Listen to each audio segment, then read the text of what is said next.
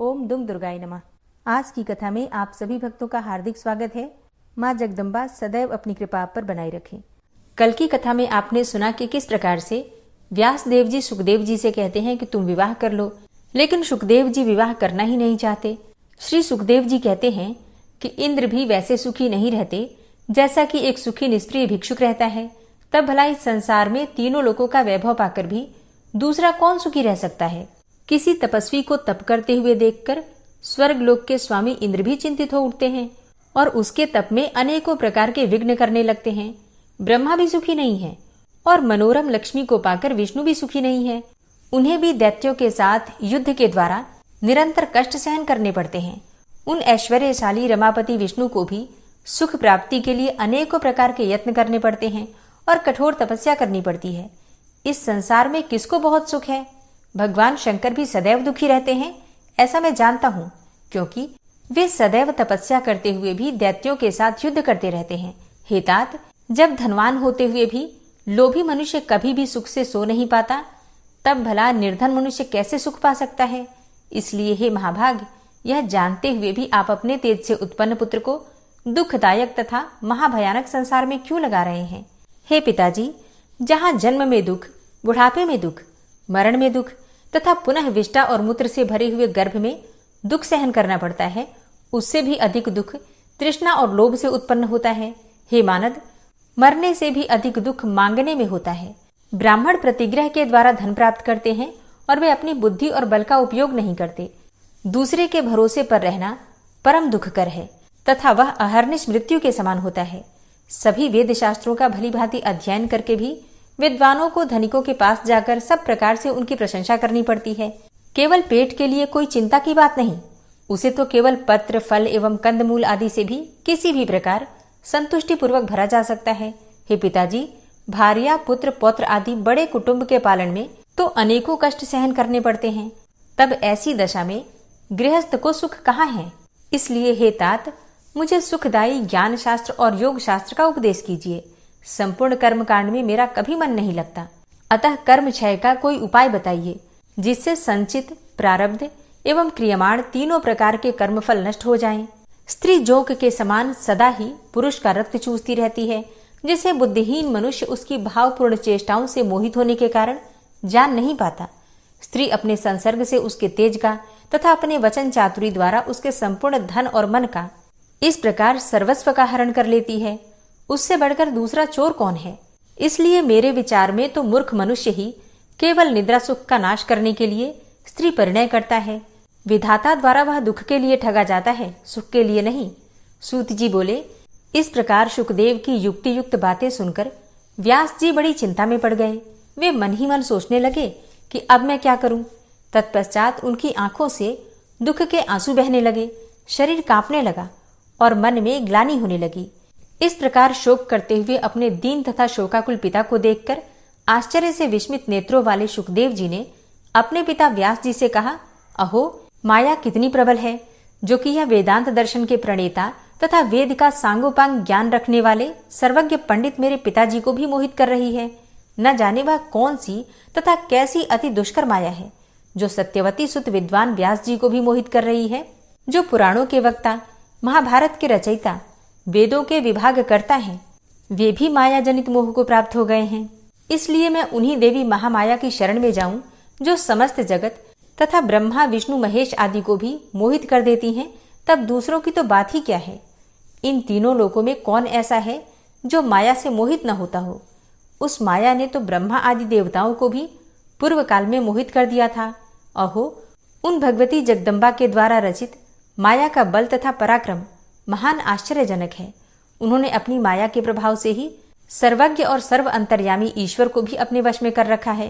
पौराणिकों द्वारा कहा गया है कि व्यास जी भगवान विष्णु के अंश से उत्पन्न हुए हैं, तथापि वे आज शोक सागर में इस प्रकार डूब रहे हैं जैसे समुद्र में भग्न जलयान वाला वणिक। आज वे भी माया के वशीभूत होकर एक साधारण व्यक्ति के समान आंसू बहा रहे हैं। अहो, माया बड़ी प्रबल है, जिसे बड़े बड़े विद्वान भी त्याग नहीं पाते। व्यास कौन है? मैं कौन हूँ? यह संसार क्या वस्तु है और यह कैसा भ्रम है? इस 5 भौतिक शरीर में पिता पुत्र की भावना कहाँ से आई? यह माया अतीव प्रबल है, जो मायावियों को भी मोहित कर देती है, जिसके वशीभूत होकर यहाँ द्विज कृष्ण द्वैपायन भी रुदन कर रहे हैं।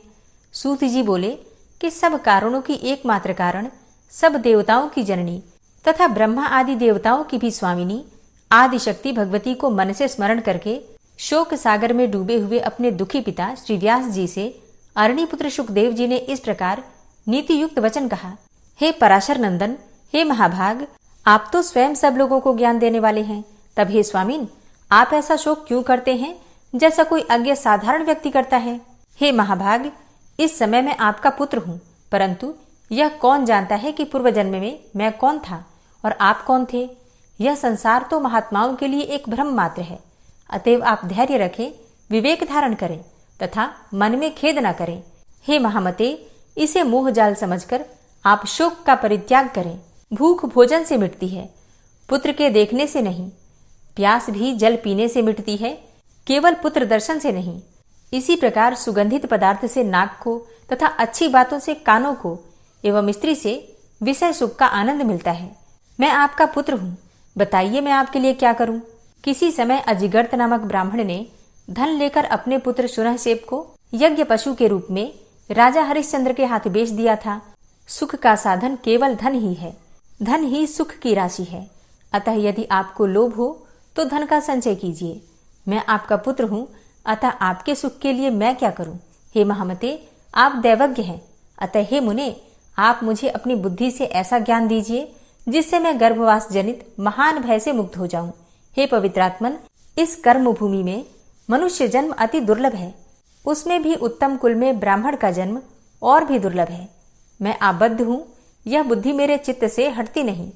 संसार के वासना जाल में यह उत्तरोत्तर बढ़ती हुई फंसती ही जाती है। सूत जी कहते हैं कि असीम बुद्धि वाले अपने पुत्र शुकदेव जी के ऐसा कहने पर व्यास जी ने शांत एवं संन्यास आश्रम के लिए उत्सुक मन वाले शुकदेव जी से कहा। व्यास जी बोले, हे महाभाग पुत्र, मेरे द्वारा रचित श्रीमद् देवी भागवत महापुराण को तुम पढ़ो। वेद तुल्य यह पवित्र पुराण अधिक विस्तृत भी नहीं है। इसमें 12 स्कंद हैं। यह पुराणों के 5 लक्षणों से युक्त है। मेरे विचार में यह पुराण सभी पुराणों का आभूषण है। हे महामते, जिस भागवत के सुनने मात्र से सत और असत वस्तुओं का यथार्थ ज्ञान हो जाता है, उसे तुम पढ़ो। एक बार महाप्रलय काल में वटपत्र पर शयन करते हुए बाल रूपधारी भगवान विष्णु वहां सोच रहे थे कि किस चिदात्मा ने किस प्रयोजन से तथा किस द्रव्य से मुझे बाल रूप में उत्पन्न किया है। इन सब विषयों का ज्ञान मुझे कैसे हो। इस प्रकार चिंतन कर रहे महात्मा बाल मुकुंद से उन आदिशक्ति भगवती ने संपूर्ण अर्थ को प्रदान करने वाले ज्ञान को आधे श्लोक में ही इस प्रकार कहा। सर्वम खलविद में वाहम नान्यदस्ति सनातनम, अर्थात यह सब कुछ मैं ही हूँ और दूसरा कोई भी सनातन नहीं है। यह बात पहले भी भगवान विष्णु के हृदय में उत्पन्न हुई थी, इसलिए अब वे सोचने लगे कि इस सत्य वचन का उच्चारण किसने किया। इस कहने वाले को मैं कैसे जानूं, वह स्त्री है या पुरुष है अथवा नपुंसक है। ऐसी चिंता वाले भगवान विष्णु ने भागवत को हृदय में धारण किया और उसी श्लोकार्ध में मन लगाए हुए वे बार बार उच्चारण करने लगे। इस प्रकार वटपत्र पर सोए हुए वे भगवान विष्णु चिंतातुर हो गए। उसी समय शंख चक्र गदा पद्म इन श्रेष्ठ आयुधों को धारण किए हुए चतुर्भुजा शांति स्वरूपा शांता शिवा दिव्य वस्त्र आभूषणों से सुसज्जित होकर अपने ही समान विभूतियों वाली सखियों सहित प्रादुर्भूत हुई। वे सुंदर मुख वाली भगवती महालक्ष्मी परम तेजस्वी भगवान विष्णु के समक्ष मंद मंद मुस्कुराती हुई प्रकट हुई।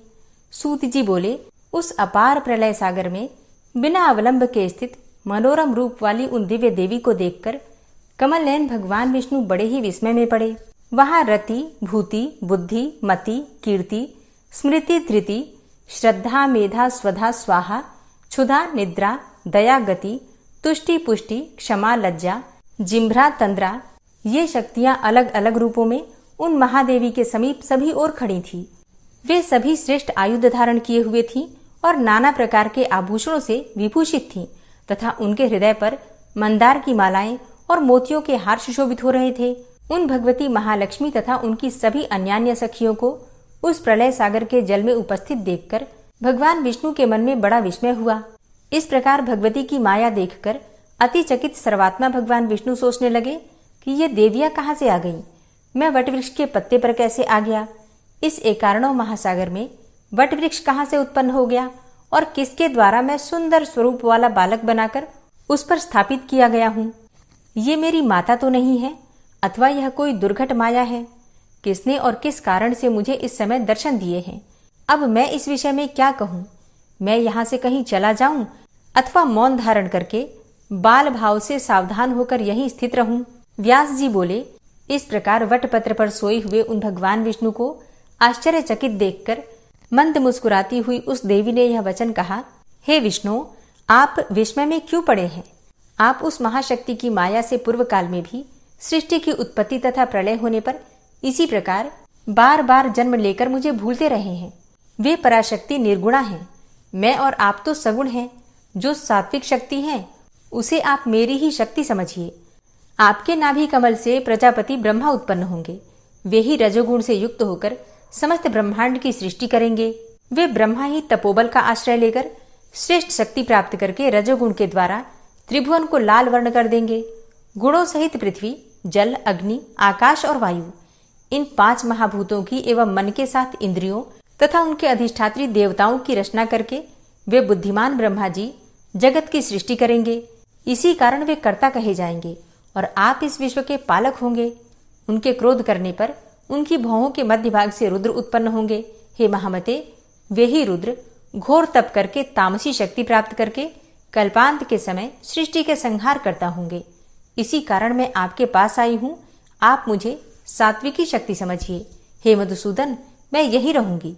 मैं तो सर्वदा आपके ही पास रहती हूँ। आपके हृदय में मैं निरंतर निवास करती हूँ। विष्णु बोले, हे देवी, हे वरारोहे, कुछ समय पूर्व मैंने स्पष्ट अक्षरों वाला जो श्लोक सुना वह परम कल्याणप्रद तथा रहस्यमय वाक्य किसने कहा था? हे वरारोहे, यह मुझे शीघ्र बताइए। हे सुमुखी, इस विषय में मुझे महती शंका है। जिस प्रकार निर्धन पुरुष धन की चिंता करता रहता है, उसी प्रकार मैं उसका बार बार स्मरण किया करता हूँ। व्यास जी बोले कि विष्णु का यह वचन सुनकर मुस्कान युक्त मुखमंडल वाली महालक्ष्मी मधुर हास्य के साथ अत्यंत प्रेम से बोली। महालक्ष्मी बोली, हे शौर्य, मेरी बात सुनिए। मैं सगुण रूपा चतुर्भुजा भगवती हूँ। आप मुझे जानते हो या ना जानते हो, किंतु मैं सब गुणों का आलय होती हुई निर्गुणा भी हूँ। हे महाभाग, आप ये जान लें कि वह अर्धश्लोक उसी पराशक्ति ने कहा था। आप उसे सब वेदों का तत्वरूप कल्याणकारी और पुण्यप्रद श्रीमद देवी भागवत समझिए। हे शत्रुमर्दन, हे सुव्रत, मैं भगवती की परम कृपा मानती हूँ, जिसने ऐसा गुप्त एवं परम रहस्यमय मंत्र आपके कल्याण के लिए कहा है। आप इसे सर्वदा चित्त में रखिए और कभी भी इसे विस्मृत न कीजिए। यह सब शास्त्रों का सार है तथा महाविद्या के द्वारा प्रकाशित किया गया है। इससे बढ़कर त्रिभुवन में कुछ भी ज्ञातव्य नहीं है।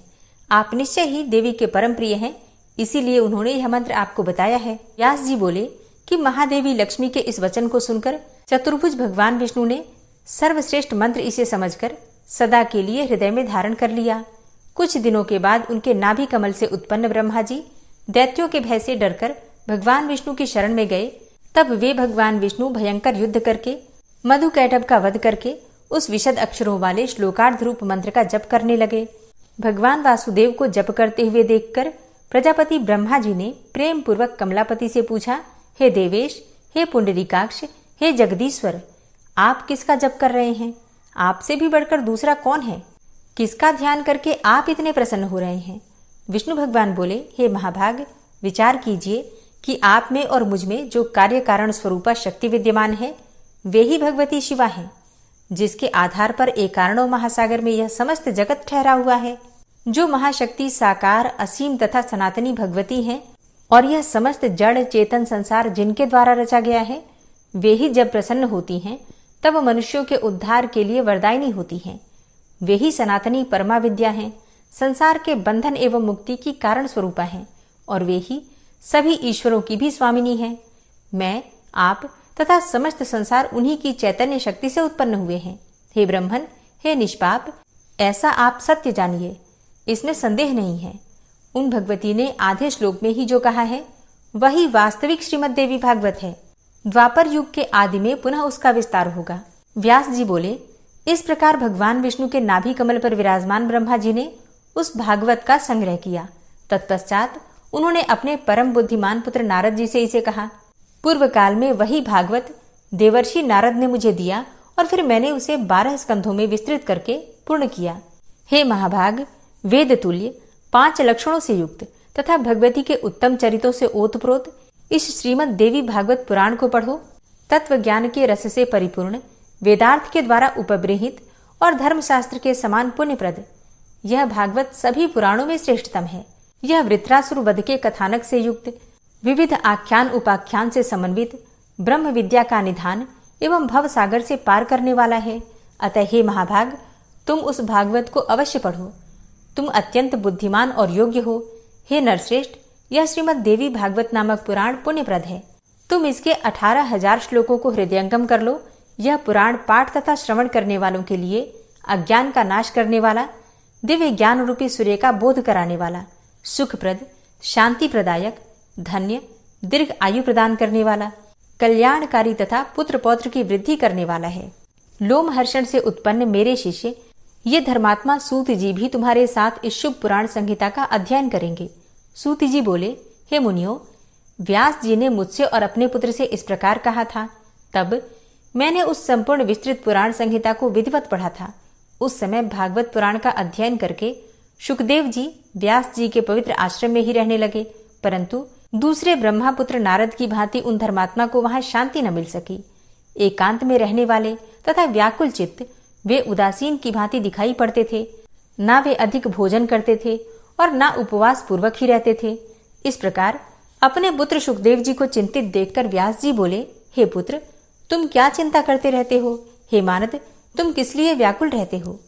ऋणग्रस्त निर्धन व्यक्ति की भांति तुम सदा चिंता करते रहते हो। हे पुत्र, मुझ पिता के रहते तुम्हें किस बात की चिंता हो रही है? तुम मन की ग्लानि छोड़ो और यथेष्ट रूप से सुख का उपभोग करो। शास्त्रोक्त ज्ञान का चिंतन करो और आत्मचिंतन में मन लगाओ। हे सुव्रत, यदि मेरे उपदेश से तुम्हें शांति नहीं मिलती तो राजा जनक के द्वारा पालित मिथिलापुरी चले जाओ। हे महाभाग, वे विदेह राजा जनक तुम्हारे मोह का नाश कर देंगे, क्योंकि वे सत्य सिंधु तथा धर्मात्मा हैं। हे पुत्र, उन राजा के पास जाकर तुम अपना संदेह दूर करो और वर्णाश्रम धर्म के रहस्य को उनसे यथार्थ रूप में पूछो। वे राजर्षि जीवन मुक्त, ब्रह्म ज्ञान का चिंतन करने वाले, पवित्र, यथार्थ वक्ता, शांत चित्त तथा सदा योग प्रिय भी हैं। सूत जी बोले, परम तेजस्वी उन व्यास जी का वचन सुनकर अरणि से उत्पन्न महातेजस्वी सुखदेव जी ने उत्तर दिया, हे धर्मात्मन, आपके द्वारा यह जो कहा जा रहा है उससे मेरे चित्त में शंका उठती है कि कहीं यह दंभ तो नहीं। जीवन मुक्त तथा विदेह होते हुए भी राजा जनक हर्ष के साथ कैसे राज्य करते हैं? हे पिताजी, यह बात तो वैसे ही असंभव है जैसे किसी बंध्या को पुत्र हो। अतः वे राजा जनक राज्य करते हुए भी विदेह कैसे हैं? यह मुझे अद्भुत संदेह हो रहा है। अब मैं नृप श्रेष्ठ विदेह जनक को देखना चाहता हूँ कि वे जल में कमल पत्र की भांति संसार में कैसे रहते हैं। हे तात, उनके विदेह होने के विषय में मुझे बड़ा संदेह हो रहा है। हे वक्ताओं में श्रेष्ठ, सौगतों की भांति वे भी मोक्ष की एक दूसरी परिभाषा तो नहीं है। हे महामते, भला भोगा हुआ भोग अभोग और किया हुआ कर्म अकर्म कैसे हो सकता है? इंद्रियों का सहज व्यवहार कैसे छोड़ा जा सकता है? एक पुत्र का अपनी माता, पत्नी, बहन तथा किसी असती स्त्री के साथ भेद अभेद का संबंध क्यों नहीं होगा? और ऐसा होने पर जीवन मुक्तता कैसी? यदि जिह्वा कटु, छार, तीक्ष्ण, कषाय, मधुर आदि स्वादों को जानती है तो वे अच्छे अच्छे पदार्थों का रसा स्वादन करते ही होंगे। यदि शीत उष्ण, सुख दुख आदि का परिज्ञान उन्हें होता होगा तो भला यह मुक्तता कैसी? हे तात, मुझे यह अद्भुत संदेह हो रहा है। शत्रु और मित्र को पहचान कर उनके साथ वैर अथवा प्रीति का व्यवहार किया जाता है, तो राज्य सिंहासन पर बैठे हुए राजा जनक शत्रुता या मित्रता का व्यवहार क्या नहीं रखते होंगे? उनके राज्य में साधु और चोर समान कैसे समझे जाते हैं? यदि उनके प्रति समान बुद्धि नहीं है तब भला वह जीवन मुक्तता कैसी? ऐसा जीवन मुक्त कोई राजा मेरे द्वारा पहले देखा नहीं गया। हे तात, यह बहुत बड़ी शंका है कि वे राजा जनक घर में रहकर भी मुक्त कैसे हैं? राजा के विषय में सुनकर उन्हें देखने की बड़ी लालसा उत्पन्न हो गई है। अतः संदेह निवृत्ति के लिए मैं मिथिलापुरी जा रहा हूँ। ओम नमः चंडिकायै। आज की कथा का यहीं पर समापन करती हूँ। इसके आगे का वृतांत आप कल की कथा में सुनेंगे। और अब आप सुनेंगे श्री देवी दुर्गा कवच। सबसे पहले विनियोग है ओम नमः चंडिकायै। माँ दुर्गा के चंडी रूप को हमारा नमन है। यह भगवान ब्रह्मा जी के द्वारा लिखा गया चंडी कवच है, जिसमें कुल 56 छंद हैं। चामुंडा देवता, दिग्बंध देवता, जगदम्बा माता इत्यादि का ध्यान करके हम इस दुर्गा सप्तशती के पाठ का प्रारंभ कर रहे हैं। मार्कंडेय जी पितामह ब्रह्मा जी से कह रहे हैं कि हे भगवान ब्रह्मा, जो इस विश्व में गोपनीय है वह रहस्यपूर्ण है तथा जो सभी की रक्षा करता है और हमें अधर्म से बचाता है, साथ ही जिसे आपने अभी तक किसी को दिखाया भी नहीं है, ऐसा कोई साधन या उपाय मुझे बताइए। मार्कंडेय जी के इस प्रश्न पर भगवान ब्रह्मा कहते हैं कि उस साधन का नाम तो देवी कवच ही है, जो इस विश्व में अत्यधिक गोपनीय है। वह देवी कवच सभी का कल्याण करने वाला, पवित्रता और पुण्य देने वाला है।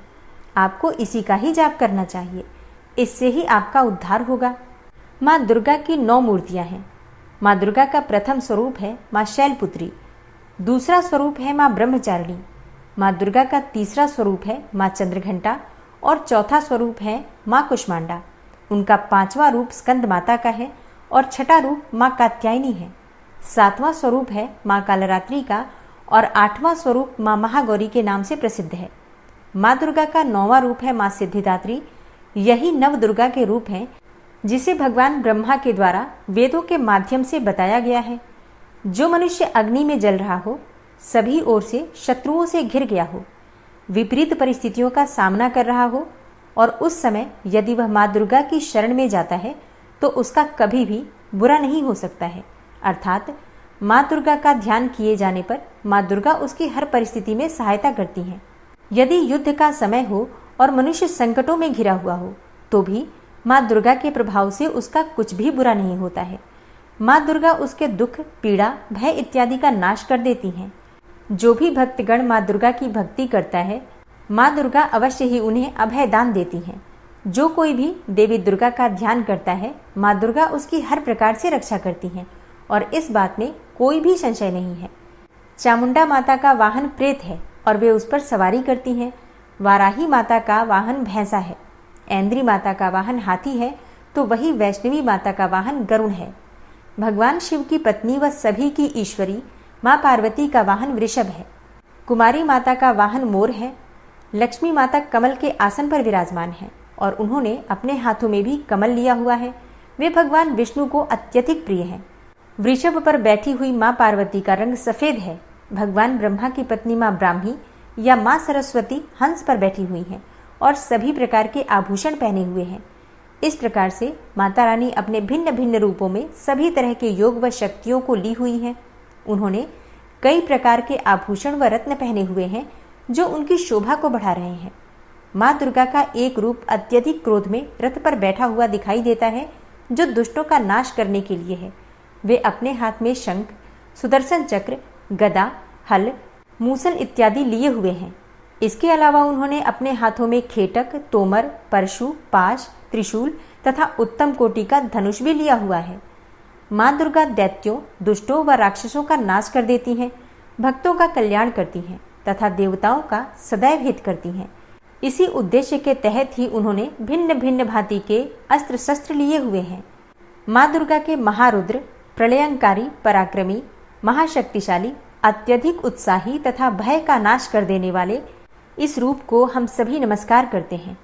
माँ देवी के उस प्रलयंकारी रूप की ओर देखना भी बहुत मुश्किल है, जो शत्रुओं का भय बढ़ाने का कार्य करता है। पूर्व दिशा में इंद्री देवी मेरी रक्षा कीजिए, आग्नेय दिशा में अग्नि देवी मेरी रक्षा कीजिए, दक्षिण दिशा में वाराही माता, नैऋत्य कोण में खड़ग धारिणी माँ, पश्चिम दिशा में वारुणी देवी और वायव्य कोण में मृगवाहिनी देवी मेरी रक्षा कीजिए। उत्तर दिशा में माँ कुमारी, ईशान कोण में शूलधारिणी, आकाश से अर्थात ऊपर से माँ ब्रह्माणी तथा नीचे अर्थात पाताल लोक से माँ वैष्णवी मेरी रक्षा कीजिए। राक्षसों के शवों को अपने वाहन के रूप में उपयोग में लाने वाली माँ चामुंडा देवी, आप दशों दिशाओं से मेरी रक्षा कीजिए। आगे से माँ जया तथा पीछे से माँ विजया आप मेरी रक्षा कीजिए। माँ अजिता मेरे वाम भाग में और दक्षिण दिशा में अपराजिता देवी मेरी रक्षा करें। मेरे शिखा की रक्षा उद्योतिनी देवी और माँ उमा मेरे सिर की रक्षा करें, अर्थात उसमें वास करें। आप मेरे ललाट की मालाधारी के रूप में और भौहों का यशस्विनी के रूप में संरक्षण करें। भौहों के बीच में त्रिनेत्र के रूप में और नाक की यम घंटा के रूप में रक्षा करें। दोनों आंखों के बीच में शंख माता के रूप में और कानों की द्वारवासिनी के रूप में रक्षा करें। मेरे कपाल की कालिका के रूप में और कानों के मूल की शांकरी देवी रक्षा करें। नासिका की सुगंधा देवी और होंठ के ऊपरी भाग की चर्चिका देवी रक्षा करें। होंठ के निचले भाग की रक्षा अमृत कला देवी और जीभ की सरस्वती देवी रक्षा करें। मेरे दांतों की कुमारी देवी, कंठ की चंडिका देवी, घंटिका की चित्रघंटा देवी और तालु की महामाया देवी रक्षा करें। मेरी ठोड़ी की कामाक्षी देवी, वाणी की सर्वमंगला देवी, ग्रीवा की भद्रकाली तथा मेरुदंड की धनुर्धारी देवी रक्षा करें। बाहरी कंठ की नीलग्रीवा देवी, कंठ नलिका की नलकूबरी, कंधों की खड़गनी देवी और भुजाओं की वज्रधारिणी देवी रक्षा करें। दोनों हाथों की दंडिनी देवी, अंगुलियों की जगदम्बिका माता, नाखूनों की शूलेश्वरी देवी और पेट की कुलेश्वरी देवी रक्षा करें। स्तनों की महादेवी, मन की शोक विनाशिनी देवी, हृदय की ललिता देवी और उदर की शूलधारिणी देवी रक्षा करें। नाभि की कामिनी देवी, गुहा की गुहेश्वरी देवी, लिंग की पूतना व कामिका देवी तथा गुदा की महिषवासिनी देवी रक्षा करें। कटिभाग की भगवती देवी, घुटनों की विंध्यवासिनी देवी, जांघों की महाबला देवी रक्षा करें और सभी कामनाओं को पूरा करें। मेरी घुट्टियों की नारसिंही देवी, पैरों के आगे भाग की तेजसी देवी, पैरों की उंगलियों की श्री देवी और पैरों के तले की तलवासिनी देवी रक्षा करें। पैरों के नाखूनों की दृष्टा कराली देवी, केशों की ऊर्ध्वकेशिनी देवी, रोम छिद्रों की कौबेरी देवी तथा त्वचा की बागीश्वरी देवी रक्षा करें। माँ पार्वती देवी मेरे रक्त, मांस, हड्डियों इत्यादि की रक्षा करें। आंतों की कालरात्रि देवी और पित्त की मुकुटेश्वरी देवी रक्षा करें। पद्म कोशों की माँ पद्मावती देवी, कफ की चूड़ामणि देवी, नाखूनों की धार की ज्वालामुखी देवी और शरीर की संधियों की अभेद्या देवी रक्षा करें। मेरे वीर्य की रक्षा माँ ब्रह्माणी देवी, छाया की छत्रेश्वरी देवी तथा धर्मधारिणी देवी मेरे अहंकार व मन और बुद्धि की रक्षा करें। हे माँ दुर्गा, आप मेरे प्राणों, व्यान, उदान की समान रूप से रक्षा करें। वज्रहस्ता देवी मेरे प्राणों की रक्षा करें और मेरा कल्याण करें। आप मेरी सभी इंद्रियों, रस, रूप, गंध, शब्द व स्पर्श में बसती हैं। हे नारायणी देवी, आप मेरे सत्व गुण, रज गुण व तमोगुण की रक्षा करें। मेरे आयु की वाराही देवी, वैष्णवी देवी धर्म की, यश व कीर्ति की लक्ष्मी देवी तथा धन व विद्या की चक्रिणी देवी रक्षा करें। इंद्रा देवी मेरे गोत्र की, चंडी देवी मेरे पशुओं की, महालक्ष्मी देवी मेरे पुत्रों की और भैरवी देवी मेरी पत्नी की रक्षा करें। मेरे पथ की सुपथा देवी और उस मार्ग की क्षेमकरी देवी, राजा के दरबार में महालक्ष्मी देवी तथा सभी जगह निवास करने वाली विजया देवी मेरे भय की रक्षा करें। हे माँ दुर्गा, जो भी स्थान या अंग इस देवी कवच में रह गया है और वह अभी भी रक्षा करने योग्य है, तो आप उसकी भी रक्षा कीजिए। आप मेरे पापों का नाश करके मेरा उद्धार कीजिए। माँ दुर्गा की आज्ञा के बिना कोई भी व्यक्ति इस विश्व में एक कदम भी आगे नहीं बढ़ सकता है। हम यदि कहीं भी जा रहे हैं तो हमें अवश्य ही इस देवी कवच का पाठ करना चाहिए और उसके बाद ही प्रस्थान करना चाहिए। इस दुर्गा रक्षा कवच के पाठ से हमें हर जगह लाभ व सफलता मिलती है और हमारे सभी काम बन जाते हैं। हम जब भी माँ दुर्गा का ध्यान करते हैं, वैसे ही हमारे सभी काम बनते चले जाते हैं। उस व्यक्ति को इस पृथ्वी पर बिना किसी तुलना के परम यश और वैभव प्राप्त होता है। जो भी भक्तगण इस देवी रक्षा कवच का पाठ करता है, उसका भय समाप्त हो जाता है, युद्ध में उसकी विजय होती है तथा वह तीनों लोकों में पूजनीय हो जाता है। देवी माता का यह रक्षा कवच देवताओं तक के लिए बहुत दुर्लभ है। जो व्यक्ति इस देवी कवच का तीनों समय श्रद्धा भाव के साथ पाठ करता है, उसे देवी माता की कृपा से तीनों लोकों में विजय मिलती है। वह अकाल मृत्यु के भय से दूर होता है तथा 100 वर्षों से भी अधिक समय तक जीवित रहता है। इस दुर्गा कवच के पाठ से व्यक्ति के शरीर में होने वाले हर तरह के रोग समाप्त हो जाते हैं। उसके शरीर में बनने वाला विष भी समाप्त हो जाता है तथा कोई रोग उसका कुछ भी बिगाड़ नहीं सकता है। जो भी मनुष्य इस दुर्गा रक्षा कवच को अपने हृदय में धारण कर लेता है, उस पर इस पृथ्वी पर होने वाले सभी तरह के अभिचारण मंत्र, तंत्र का प्रभाव समाप्त हो जाता है।